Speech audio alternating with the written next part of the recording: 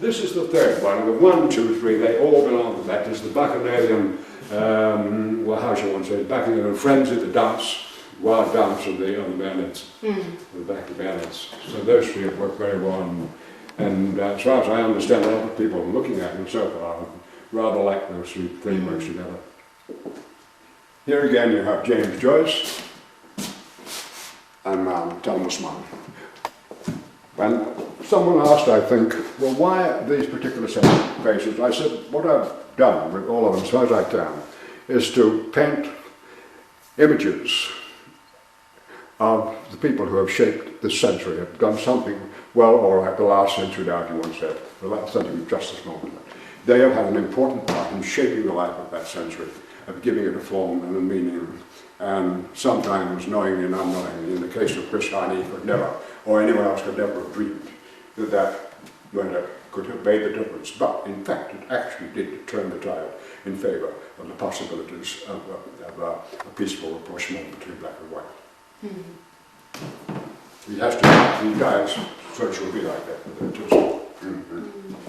This, well, this just one little painting we put down, and belonged to another suite, but we hadn't quite enough room for all that. This creature is Edge. Yeah. And he is Hitler's,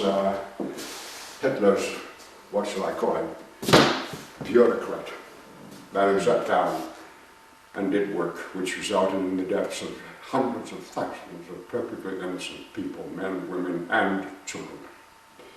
And this beast, when it was all over, like all the other heroic Nazis, he ran away. He ran to South Africa. No, what am I saying? South America. He ran to South America. They all did, these gallant Nazis, these lovers of the Margrete deaths, death from will and power.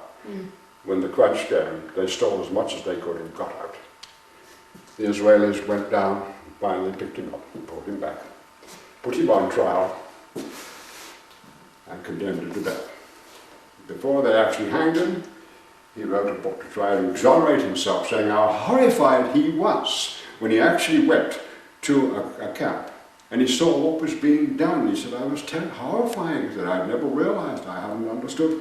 I saw people dragging corpses out of the gas chambers and men pulling out the teeth of the corpses because they wanted the gold and they wanted the teeth. He didn't know, he was only following orders. He really did believe that it was his job to follow orders. He couldn't quite understand why they wanted to hang him. He knew. That is why, that makes him so despicable. No, really, it makes him despicable. Now once again, I take the face of that creature because it too shaped these times.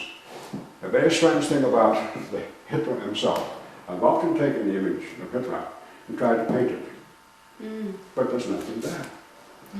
When I put it down, there's nothing there. Hitler is nothing. It's his creatures. His creatures, but there's and that's an also deposition. Well, that's two works that we put up because we were not quite certain whether or not we could put up a third work, which is still here yet.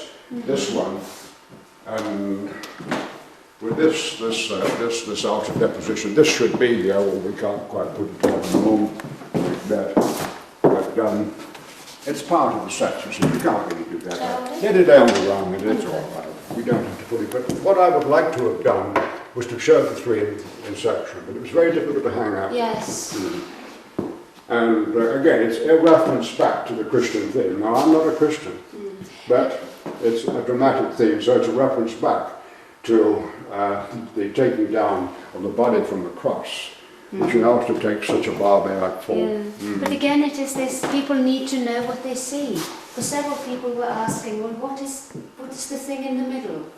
I know. What is that? I know, that's exactly so. And I explained to one gentleman who asked that very question. I said, don't ask me, I don't know. At one point, that was very clearly and obviously a figure, but something in me kept saying, get rid of it, because it would be far more impressive if people don't know what it is.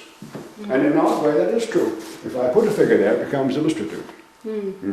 But if there's no figure, you have to read it as black and white, dark and light. And this is really, I suppose, what I wanted to do. or at least what the artist wanted to do. I'm just the executive in the matter.